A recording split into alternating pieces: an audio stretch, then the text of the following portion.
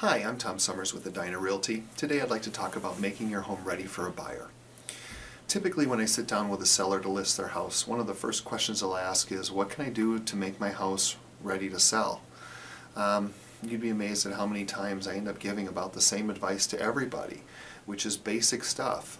They're always so fearful when I show up. They think, oh my gosh, he's going to tell me I need to remodel my kitchen or I need to do something absolutely insane. You don't always have to put in a granite countertop and redo all of your floors. Some of that's just simply not necessary. Lots of times it's just the small things that you can do that will really have a huge impact in the buyer's mind when they're looking at your house. So today I want to focus on the exterior of your house, and some of what I'm going to share with you is very basic and common sense, but a lot of people miss it because they're so busy doing other stuff to get ready for the sale of their house. So first and foremost, mow your yard. Sounds crazy, but you'd be amazed at how many people just kind of blow that off. Even if it's a short sale situation, you want to keep that lawn looking nice because you never get a second chance to make a first impression. So when a buyer pulls up to the front of your house, you want them to go, hey, I could see myself living here. This is really nice on the outside. I can't wait to see what's on the inside. You don't want them thinking, oh geez, they don't take care of the outside of their house. What's the point of looking inside? If it's the middle of winter, plow your driveway, keep your sidewalks clean. No one wants to walk through 6-8 inches of snow to get to your front door, and you certainly don't want someone falling and hurting themselves on some ice.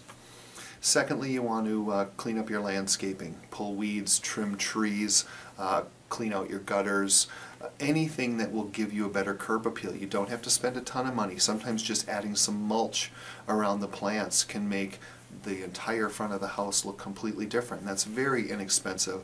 It's mostly just time consuming and labor on your part. Thirdly, you want to pick up anything that's laying around the yard, garbage.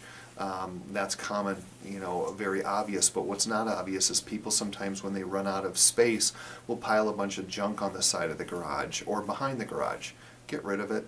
The neighbors don't want to look at it and the buyers don't want to look at it. Either A, find room for it in your garage, B, get a storage unit, or C, just throw it away, because inevitably what will happen is you'll haul all of that crap to the next house and then guess what?